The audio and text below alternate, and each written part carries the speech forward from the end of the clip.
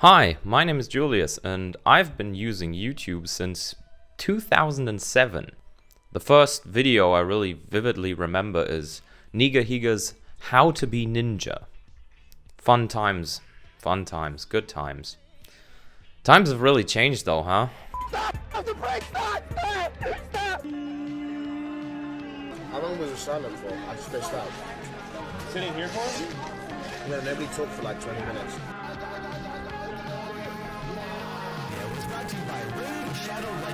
This video is sponsored by NordVPN. Honkai Star Rail is a space fantasy RPG made by Hoyoverse. Oh my!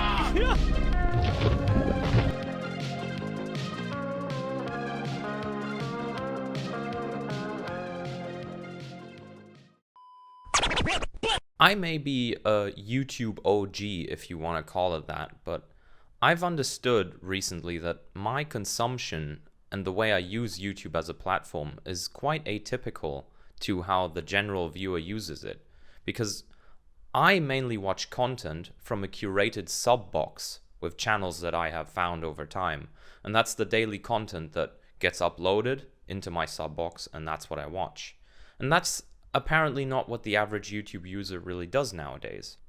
The average viewer on YouTube mainly watches stuff on the homepage, which is recommended to them by the algorithm.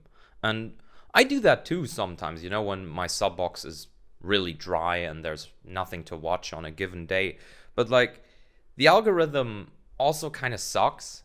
In recent years, I've used the don't recommend channel feature, something that I think most people don't even really know exists and is a great tool to use. I use that to train and curate my algorithm on the homepage.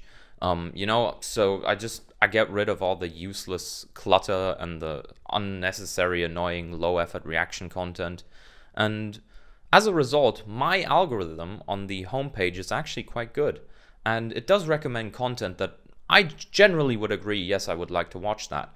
The thing is, it doesn't recommend a channel to me that often though, where I'm like, wow, this is great content, I want to subscribe and I want to see more of this person or this type of content all the time. It really doesn't happen that often.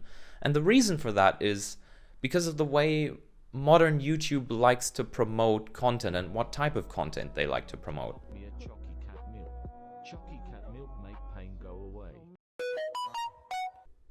You will have noticed in the last couple years, YouTube has really shifted towards promoting short-form content in a vain effort to emulate TikTok's success, and I absolutely hate it. Well, first of all, TikTok is utter brain rot and Chinese spyware and damaging to society and a complete waste of your time.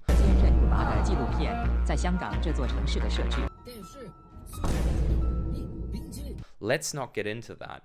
But apart from that, YouTube, you will never reach TikTok's success. They started too early with this crap. Use your niche, please. You are a great platform to put long-form content videos on.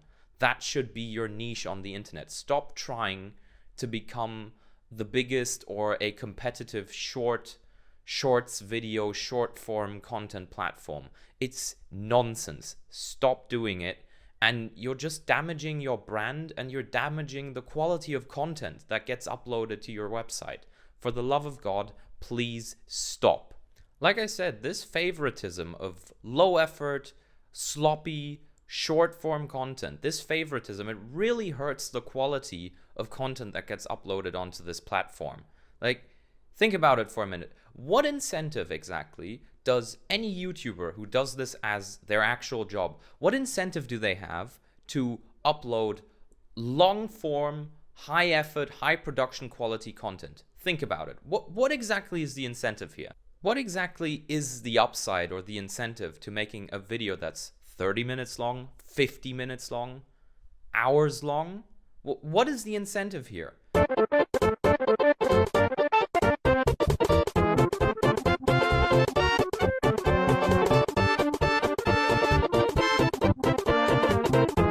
When views come raining in on 20-second clips of something, that are so low effort to make that the views to effort ratio is out of this world. It's completely disproportional and makes no sense. Just look at my channel. Believe it or not, the low sub count is by design. I haven't tried to be successful here, but on purpose, you know, because I like my peace and quiet. And this is just a creative channel to express myself sometimes. And if I wanted to be successful on YouTube, all I would do is upload Family Guy clips and Marvel movie clips, and I can guarantee you, like, within, I don't know, a year, you could have 50k subs, you could have millions of views, and you might even turn a profit with it if you know how to dodge the copyright system. And you can really, on this platform, the algorithm will recommend it, you can make cancerous shit content, and you can be fairly successful. And all you have to do is throw away your entire artistic integrity, if you had any to begin with, that is, of course. Still, the point I'm trying to make here is just look at my channel. All my most successful videos aren't even a minute long. Liar! You're with him! You brought him here to kill me! No! They're all shit posts. They took like 20 minutes to conceive and film and edit or record or whatever, right? You just shit them out. The algorithm might pick them up.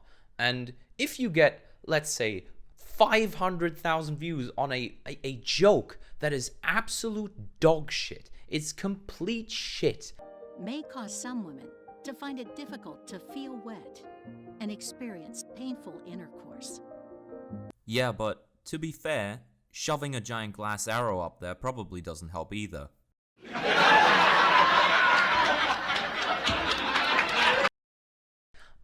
I just did it in the spur of the moment, and it's going to be the first video on my channel that's going to reach 1 million views, and I think that perfectly encapsulates modern YouTube and what my channel is like. It's a complete clusterfuck, to be honest.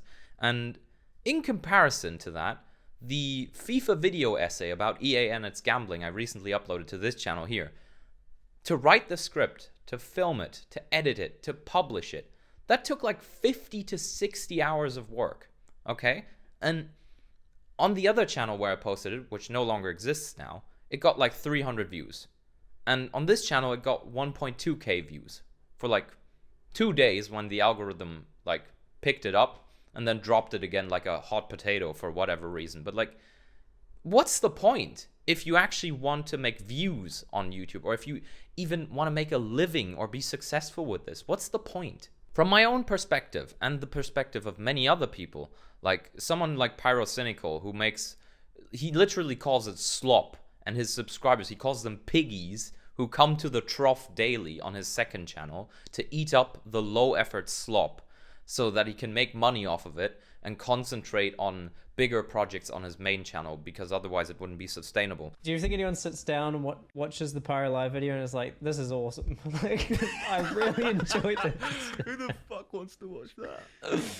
I just remember that time I was freaking out to you, Jay, because there was no topics. Like, there was no topics to talk about for the day, and I was like, the trough is empty. It must be filled with slop. The piggies must be fed. Can fucking invent one. You know, you just talk about anything, they'll watch it. But like, from my own perspective, what incentive do I exactly have to make long video essays like the one I just mentioned over short form garbage bullshit if I want to make views? The only real reason I make them is because I like making them, and because YouTube isn't my job, and I hope it never will be. I just like making videos. I like editing. It's always nice when you find another, let's say, artistic niche where you can creatively express yourself, because I suck at drawing, I suck at singing, I'm fairly decent at writing, and other than that, there's not much in the, let's say, in the traditional sense of artistry where I can excel. I'm definitely not good at sculpting or whatever the fuck, I don't know. So it's nice if you can edit some videos and creatively express yourself that way. Some might ask themselves, well, if you just like making videos, like why are you uploading them to YouTube then? Well, the thing is, once you've finished making a video, the file size ranging from how long it is, can be quite big. And in my career so far, I've made like 300 videos. Do you honestly think I want to store all of that on a hard drive or on my PC? No. YouTube is perfect for that. I have an external gigantic server on YouTube where I can put all of these videos, and might as well make them public, because then you can get feedback on them, you can learn from them, you can see what other people think of it. There's also a couple risks with that, of course, you know? What I mean by that is I'm quite hesitant about even entertaining the chance or the possibility of becoming an internet personality. I like my privacy, and I perfectly understand all of the drawbacks that come with being known on the internet. It can go south pretty quickly, and I think you all know that. This all sounds a bit contradictory, of course, with me filming stuff with my face on it, but you know, I fucking bought this green screen, and I'm gonna use it, and no one can stop me. Now, reality can be whatever I want.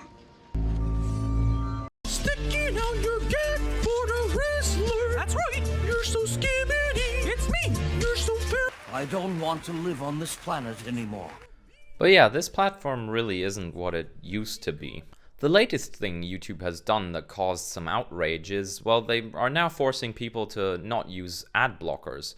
But from a business standpoint, I kind of get it. Boo! I literally just mentioned their gigantic servers a minute ago.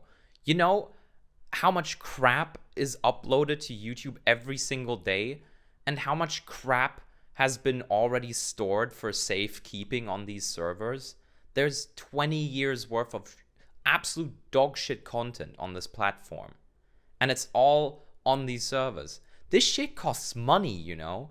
You can't just maintain these servers out of, I don't know, goodwill and charity and thin air. You need money. And then there's the advertisers themselves as well, who will not appreciate you using an ad blocker. Like, do you seriously think that any brand, any advertiser wants to shovel money into a furnace only for half of the targeted audience to skip their product after 5 seconds, and the other half not seeing it entirely because they're using an ad blocker? Nobody would want to spend money on an ad campaign like that. And all of this puts YouTube in a very tight and difficult spot, because this platform was made, like I said, in like 2005, 2006, and they didn't really have a profit motive back then. But nowadays, in the modern social media landscape, where they're one of the big giants, you need a profit motive to keep things running, keep people employed, keep things going. And the big problem is, though, that your consumer base has viewed YouTube as a free service for almost the entirety of its existence. Well, newsflash, people, YouTube will not stay free, because it can't. It won't be possible. Go look for a YouTube tutorial. Hurry, Jesse. Okay.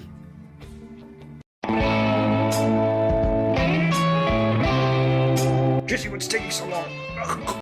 Well, I recently tried it out. I did turn off my ad blocker, and I can't lie, the mid-roll ads, they're killing me. I just want to cave my fucking face in, honestly. Double 30-second unskippable ads when you're watching a video where you want to be immersed into the topic that's being presented, and suddenly you're getting some bullshit ad in the middle of it. I just, honestly, you know what? Like, recently, I got a fucking advertisement where they were advertising the Skull Shaver. Skull shaver, skull shaver. Skull shaver. You know, that's how I know that my hair on my head is gonna evaporate soon. If the algorithm thinks that I need to watch an ad called the Skull Shaver. It's just, my life is fucking over, mate. I'm just gonna go into a retirement home in like 2 years and then kill myself. Oh dear. The only sort of, I don't know, consolation that I get from this kind of stuff is that at least some of the ad revenue goes to the creators that I support, and it does keep things running. But really, this is a tight razor's edge for YouTube. They really need to carefully consider what kind of features they want to implement in the future. In the past, you obviously know, they've already implemented YouTube Premium. Paying users don't have to watch any ads at all. It's just a subscription-based fee. It's not that expensive. I think it's like $4.99 or something like that. I don't know. Wrong. Oh my god! I never really considered it because I'm just like, I'm not gonna pay you monthly because I'm a consumer too of this platform, and it's always been free, and I'm like, no, I'm not gonna pay you a subscription fee to not watch ads. That's like a tactic that mobile apps and games used in the past, and I'm not having this. You know, the stubborn consumer in me says I'm not having this. But these are the features that they're starting to roll out for YouTube Premium users. No ads, things like very minor things like a higher bit rate for 1080p videos. These are baby steps, and the ad blocker thing is a bit of a bigger step, and I think more change will be coming in the next couple of years. Because, like, obviously they do have to be concerned about their main demographic, their main consumer in a way. The main consumer of YouTube is just an average person who doesn't really use it that much per day. They just hop on, they watch a couple videos, maybe they hop off again. But that accounts probably for like 1 billion people at least who use it daily. Maybe. I'm not sure. In the editing time, I will look at some demographics. I will research this a bit. Like, I don't care that much. But like, sorry if it's not accurate. I'm just chatting out of my ass a bit.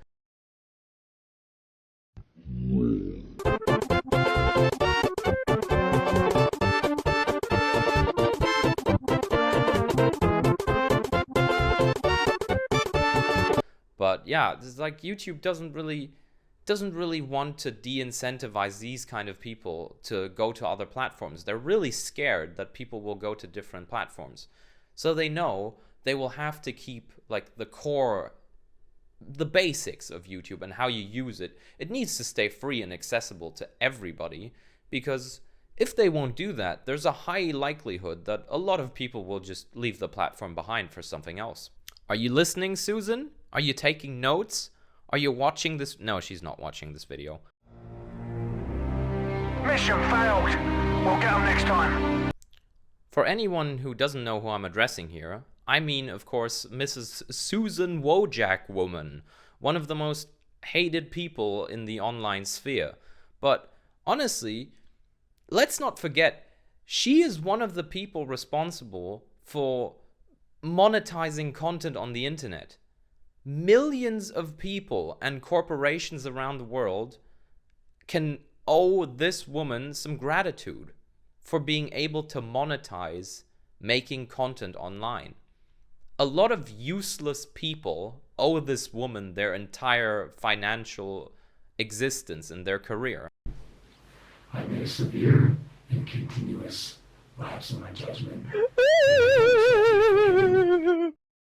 I would like to take a moment to directly address this brain melt known as Logan Paul, and would like to thank you for ruining it for everyone else. Just ruining it. Look at my lips. You're ruining it. Butthead Street. Trash. In case you don't know what I'm talking about because you're like 4 or 5 years old, a couple years back, famous YouTuber Logan Paul went into a forest in Japan, which is known for suicides. And what did he do? He filmed a vlog, where he depicted somebody hanging from a tree, somebody who actually killed themselves that day, and he posted it on YouTube. But just a true class act. Logan Paul, this fella, what a gentleman and a scholar. I think there's someone hanging right there. Excuse me? But this is the thing. There's a thing that is now in our lives we just experienced. How our lives unfold. There's no going back. I've seen things I can't unsee. We found a dead body. Yup! Disgusting! The demonetization was a big change, of course. But an even bigger change that I think was a big mistake was because they said, oh, this moron is very famous and he uploaded content that was really out of pocket. That was not okay. We're all for broadcasting yourself, but if you yourself are a fucking asshole, that might cause a couple problems.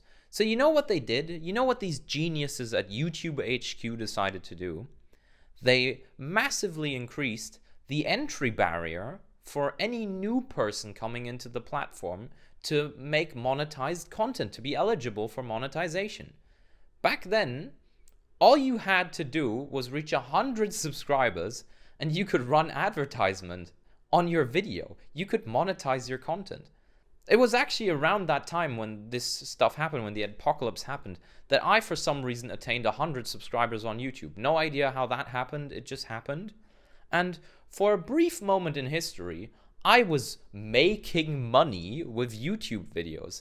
I made like $5.18 off of YouTube before my channel was nuked off the demonetization shit, and it's like, nope, you're not eligible anymore because you only have 100 subs. Sorry, mate. You know what you need to do nowadays to be eligible for monetization? 1,000 subscribers, fair enough, and 4,000 watch time hours per year. That means people who watch your videos, if I upload a video which is 10 seconds long and one person watches 5 seconds of that video, that gets added to my yearly watch time. That means you need 1,000 subscribers and you need people tuning into your content for 4,000 hours. Do you know how much fucking time that is? My recent video essay that I uploaded, right? An hour-long video, which 1,000 people watched. Most of them didn't really watch it that long. A lot of people, like the average view duration was like, I don't know, something like 7 minutes, 14 minutes, I don't know. It racked up like 160 watch time hours. That video, so much effort. That's insane. And with short form content, you can forget getting those 4,000 watch time hours unless a video really blows up. You really need to blow up in order to get a lot of watch time. And these changes have really damaged the platform going forward since when it was implemented, like in 2018. Because basically what happened was the high barrier to entry for new channels and all of the new guidelines and all the demonetization features, that was a big inflection point in YouTube's history. Because I don't even want to estimate how many people were discouraged from making content as a form of living on this platform. So when I make a 60-second book review, those usually get about 100 views. But we also know, like, not just for me, but like everyone's channels, book reviews don't do well. I would have to make 2,400 60-second book reviews to meet the hours requirement to be monetized. I think what we do has a lot of value and that we deserve to be monetized. YouTube, you drained yourself of so many potential high-value content creators, and at the same time, you restricted what type of content you can make on this platform while also making money with it. Whoa, hey guys, welcome to YMS. Many of my videos are too spicy to be monetized on YouTube, so I have to censor them. If you wish to see these videos uncut, uncensored, and ad-free, please head to patreon.com/YMS for as little as $1 or click the join button below. Thank you. And you could no longer get the metric fuck ton of ad revenue that you did pre-Adpocalypse. Like pre-Adpocalypse, you could sustain a living, a normal living as a content creator with 100,000 subscribers. So anyway, let's not muck around. Let's go into my creator studio view here, and there it is. You can already see it. For the last month, I earned $5,055.78. And that's absolutely impossible nowadays. You need views, you need watch time, and it's no wonder that people have sponsorship deals. And I'm not trying to make it out like YouTubers are at the bane of existence or something, right? At the crux of failing and becoming homeless. Absolutely not. Like the top YouTubers in the game, no matter what they tell you, don't trust them. They make so much fucking money by literally doing one of the easiest jobs on the fucking planet. And they try to make it sound like YouTube is such a hard...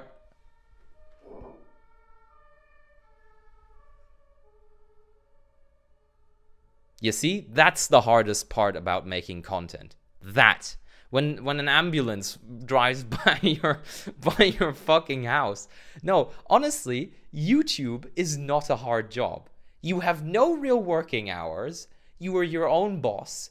Yes, all the equipment can cost a bit of money, but that's only if you're trying to make videos where you try to put your face onto the content that you're making. Like, honestly, setting this whole thing up today, the green screen, the lighting, the camera, the microphone, all of this shit. Yeah, it's not great, is it? But, like, compare that to working in retail, or in an Amazon warehouse, or as a waiter, or as some corporate schmuck who sits in a cubicle all day. Coming to bed, honey? Watch a hilarious Haribo challenge for you and your friends in our new video. Yes, dear. This is not a hard job, okay? For me, this is a hobby. And a lot of these people have made a hobby their job, and they are making money. They are making money out the wazoo with this shit. What's the most you've ever spent on a single trip/holiday? Oh, that's a good one. 250,000. Really? How is it that much? Okay, well, first class flights. Yeah. There and back for 2 people. Yeah. How much? I don't know, like 30k. All right. Okay. So where's the other 220 going? All right, 10k per night. Logan Paul is too. He's made... What is his latest gig? Oh yeah, right. His latest gig is making a hydration drink that actually doesn't hydrate you at all because it has way too much potassium in it. But, I don't know, football clubs like Arsenal and Barcelona, they fell for it anyways. Although, what am I saying? If I say fell for it, not really. It's just, welcome to modern marketing, people. We've come to this point in time where collaborating with brands and products that reflect the core values of your own brand no longer matter anymore. Only thing that matters is influencer clout and being able to ship 1 million or 10 million or 100 million units of absolute fucking horse shit to a bunch of 10-year-old toddlers who don't know any better and making a quick buck off of it. I hate existence. I hate reality. Fuck all of this. That's really the most ironic thing about this whole ordeal. The only person who wasn't really affected by these implemented changes YouTube made back then was Logan Paul himself. He only got more famous as time progressed. But hey, you know what? People like to watch dumpster fires, so there's no real surprise that someone as obnoxious and idiotic and vulgar as that person is one of the most successful influencers nowadays. Because that's really what being an influencer is nowadays. You know, being an idiot in front of a camera, getting a knee-jerk reaction, being an asshole, that's not exactly the newest profession on the planet. We've had that in the entertainment industry for a long, long time. Trash TV has existed for a couple decades already at this point. People like watching morons and then complaining about those morons because they think that makes them smarter than said morons. It's a very established practice. And the people who are actually smart enough to just pretend to be an idiot in front of camera, they know exactly that they're gonna get attention. KSI and Logan Paul were pelted by supposed fans. So many Prime bottles were being thrown at them, there was like a security risk. Woo, the media had a field day with this one. They thought they had us. You big dummies forgot. They're our fans and we asked them to do it. Throw your empty bottle at us. When you make it look like you guys hate us. And they're gonna make money off of that in the long run. So please, for the love of God, stop giving these people attention. Stop caring about it. Don't go to your friends and be like, oh my God, did you hear what Andrew Tate said? Who cares? Who gives a flying fucksicle what Andrew Tate said? Just leave him alone and ignore him. And stop giving his existence validation. But yeah, the point I was trying to make before I got sidetracked there by the ambulance as well is just like the amount of creators this move has killed off collectively from making content or from establishing themselves as creators and potentially making good content in the future. It's horrifying to think about.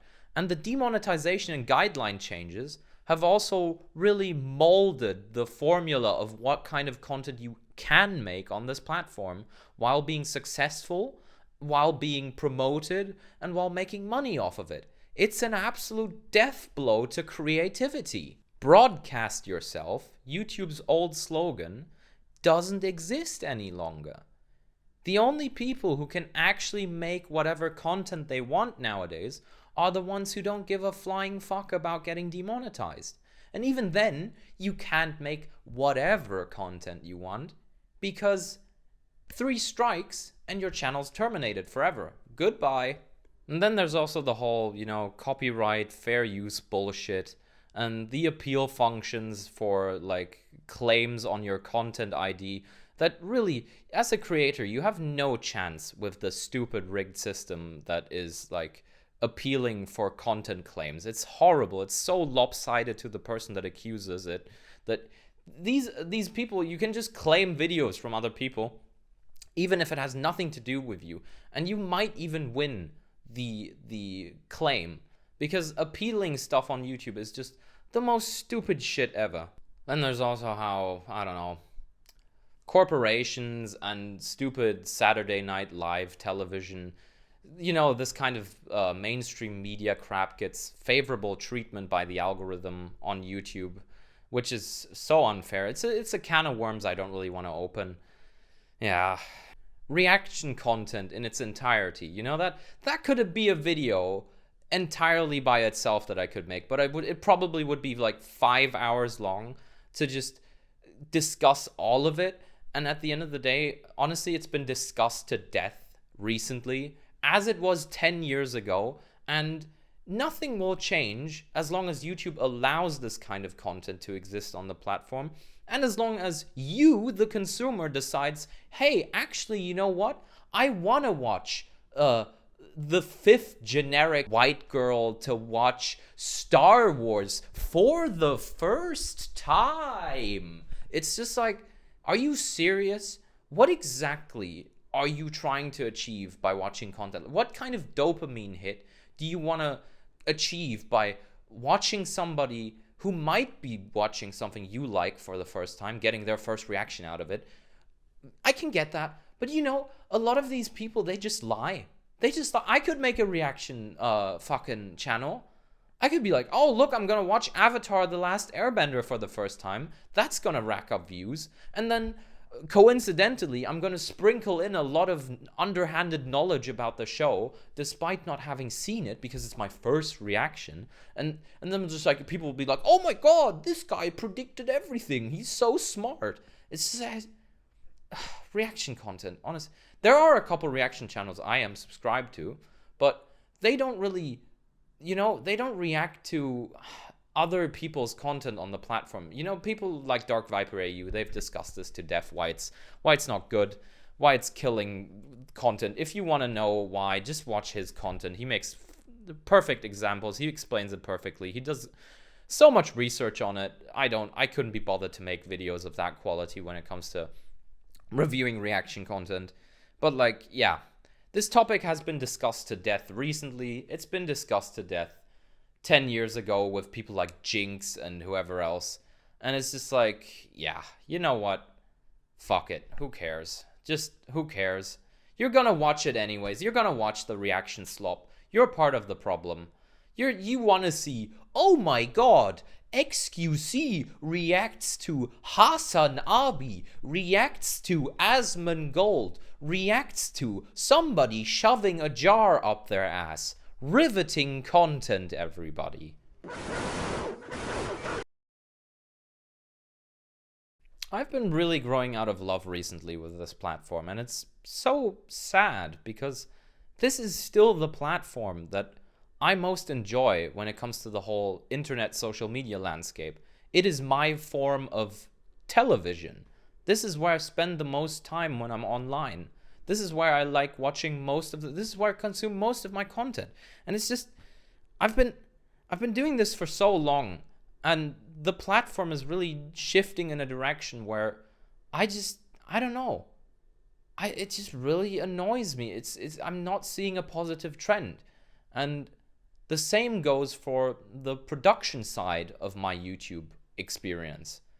The consumption side is having some real issues lately, but the production side, me making videos for my own personal enjoyment, it gets really hard to personally enjoy making videos and uploading them to YouTube sometimes, with all of the restrictive bullshit that's being added year upon year upon year. It's really hard to creatively express yourself properly. It's annoying and infuriating, and I don't know what's gonna happen. You know what? Why don't we try ending this video on a positive note? I'm going to share like 10 to 15 YouTubers, which I consider fairly underrated at this point still, from my curated subscription box with you guys, so that you can perhaps enjoy some new content or find some new channels, some new niches of interest for yourself on this platform to enhance your daily viewing experience. And if you want, share some of yours as well in the comments so that I can steal them and then claim that I found them by myself because I'm so smart and educated and sophisticated, of course. So yeah, here goes. I've made a list again. Alphabetically as well. Great. The autists among you will enjoy this.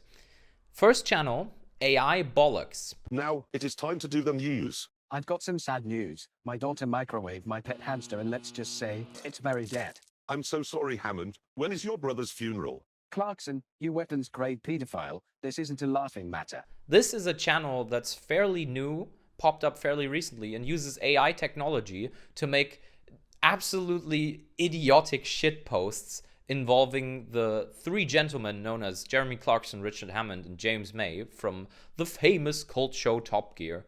And honestly, it's great shit posting, and it's fantastic. Check it out if that's your cup of tea. Bobby Fingers. Jeff Bezos' rowing boat. I sculpted him in water-based clay, digitally scanned it, carved a massive polystyrene block, chased a pervert, added some skin texture, made a massive mold, opened the massive mold, did a concert, filled the massive mold. This is a channel I discovered this year, and it's been blowing up recently because Jack's Films also recommended it recently. Honestly, I don't know how to describe the content that Bobby Fingers makes, but just watch his latest video. I probably watch about 5,000 videos every year on YouTube, and I can say without a shadow of a doubt, that was the best video I watched in 2023. His content is magnificent from start to finish, and it is YouTube broadcast yourself in its purest form. I don't care what your interests are, check it out, and if you like what YouTube usually provides to you, you will enjoy this channel. Subscribe to them while you can. That dude, if he keeps making videos, he's skyrocketing straight to 1 million subs in no time. I am confident about that.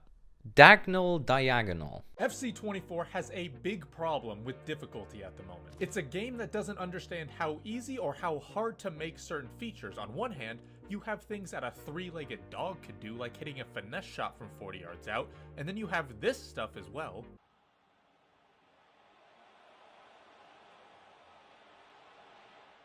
Just, you know, riveting gameplay. But then he is somebody that you would be interested in if you are someone who's interested in FIFA content. I've also recently subscribed to this person.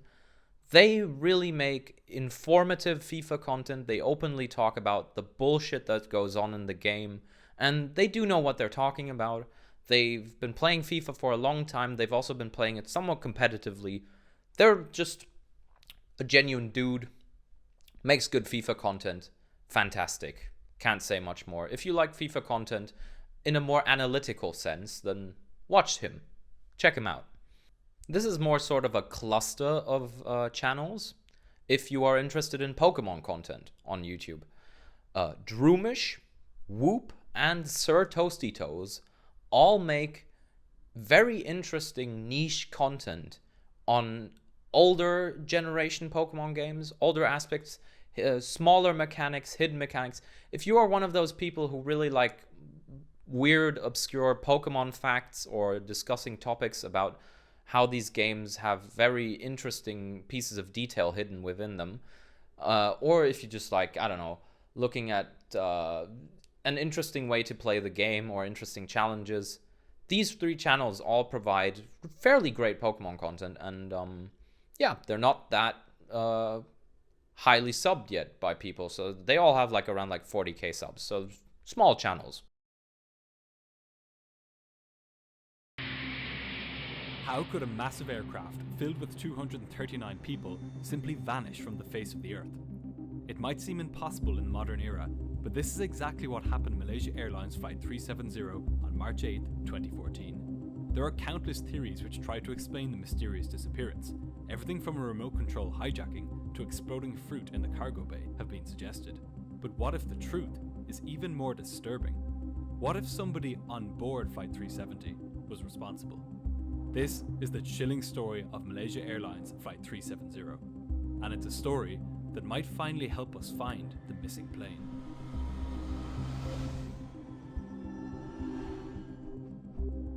Green Dot Aviation. If you are one of those people who like to watch plane crash documentaries or whatever else, this channel is honestly fantastic. They've recently made a video, an hour-long video, on speculating what most likely happened on Malaysia Airlines Flight 370, which disappeared 10 years ago. And it's probably their best video they've made up to this point, but the sheer, let's say, professionalism, the analysis, the consideration of events in these videos are just fantastic. So if you are interested in aviation in general, this is a channel for you, 100%. They've already blown up a bit in recent times, but yeah, it's a great channel. I think it's still underrated. Hamel. Now this is more for the German viewers that watch my content. He's recently emerged as a fashion YouTube channel, and it's German content, it's in German. Just a really authentic guy, a cool dude, very knowledgeable about fashion, makes interesting content about fashion trends. Yeah, and genuinely just another person that perfectly exemplifies YouTube broadcast yourself. So if you like fashion content, check that guy out. Memeable Data. This channel has also blown up a bit with some of the videos they recently made. They made like a Tinder comparison, but this is a person who apparently is somebody who studies or works in data science, and you can really see it in the way they properly, present the data that they are researching. And on top of that, they have high quality animations that are simple to understand. And if you like this sort of stuff, it's fantastic. Absolute, yeah, recommendation. Can only say, yep. Money Sprout. This is another channel that's popped up fairly recently. And once again, this just seems like an authentic sort of guy, you know? Because if I'm being honest, if you're interested in finance content on YouTube, a lot of finance YouTubers and influencers aren't actually that knowledgeable. They aren't experts in any way, shape, or form, and they mainly don't even make money through financing anymore. You know what their main income source most of the time is? Making YouTube videos where they tell people like you how to be financially successful. Basically, they're just like any sort of coach that goes somewhere on stage, gets paid to tell people how to get rich. Buy my book, XDDDZS. And it's just like, fuck off. For instance, a YouTuber that genuinely is very experienced in finance and makes absolutely amazing content. I'm just going to throw him in here. He's not underrated, but I'm going to throw him in here. Patrick Boyle, another Irishman. Just, that guy used to be a hedge fund manager. He's a university professor in finance. He's got a great underrated sense of humor. He really makes fantastic finance content. But this guy, Money Sprout, I'm just going to throw him in here because he just emerged, and he seems to be like a mid-20s guy who just had an early start when it comes to like index fund investing and retail investing in general. And now he just wants to share his experience with people. And I think while that doesn't make him necessarily an expert like Patrick Boyle is, I think he will make content that's bullshit free, you know? And this could bite me in the ass, of course, this recommendation down the line. Who knows? Maybe he will also turn into just a finance shill who makes crap ass content where he just recommends a bunch of bullshit to you that doesn't really have any grounded knowledge behind it, or can theoretically work, but won't work for a lot of people for a multitude of reasons. Honestly, I could make a video about that as well, how the finance YouTube scene is just, it's so removed from reality when trying to give average people financial advice. It's so insane. But yeah, anyways, Money Sprout seems like a very, very decent channel. We will follow your career with great interest. I might be mispronouncing this channel because it's in French. Je suis désolé, je ne sais pas français. Ranjo, I don't know how to pronounce it. This, funny enough, after my rant about reaction content, is a reaction channel. But it's just two middle-aged men listening to like old 80s songs and going absolutely nuts and vibing on it. And they have no profit motive and they don't get a lot of views, but just it's just so wholesome, you know? Watch their video where they react to a hymn from Ultravox. It's just fantastic. That's the kind of reaction content I will allow on YouTube. That's fantastic. So give these guys check them out. They don't really upload that much and that often, so they won't clutter your sub box with like a million reactions. But yeah, I would say I'll recommend those guys. Benatti back to Neymar again. Neymar curls it. What a brilliant goal that is. Back to Neymar. Chance here to make it 5. Neymar does so. Miller. Lovely cushion header. Snoring Adam. Another FIFA YouTuber, the exact opposite spectrum of content of FIFA content that Diagonal represents. He is like sort of the new Noah's Noah when it comes to making ADHD meme content, short form content about FIFA. And honestly, his editing is crisp, and some of the sound clips get overused a bit much, of course, but you can only do so much with FIFA content. It's not that you know, it's not that diverse to make funny videos when it's just about FIFA gameplay. And I really do enjoy his content recently. I'm not sure if I'm gonna get sick and tired of the same editing style over and over again, but yeah, it's great. So again, if you like FIFA content, if you're more leaning into comedy and ADHD, check that out. Definite recommendation. And finally, a channel which doesn't really have a name, so to speak. It's called YP. And this is really out there.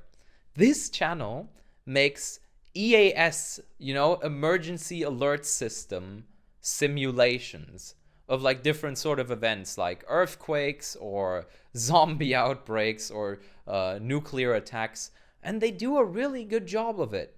So if you're a weirdo like me who for some reason wants to watch EAS scenario videos, this channel is probably one of the best on YouTube to do it. So yeah, that's all the channels that I want to share with you for now. Like I said, post down below if you have a channel or multiple channels that you really enjoy, because I would be eagerly content with finding new content that makes my experience on YouTube better again. And yeah, like I said, for the love of God, stop watching Twitch streamers react to shit while eating garbage 2 centimeters next to the fucking microphone. And please stop subscribing to generic reaction YouTubers who honestly couldn't give a fuck about whatever they are reacting to. Please try not to use TikTok because it's genuinely damaging for your mental health. Yeah, and try to be as kind to other people as you possibly can. My name is Julius Briggs, and that is a made-up name, and see you real soon.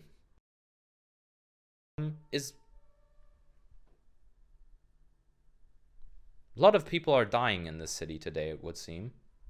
Would you care to comment, sir?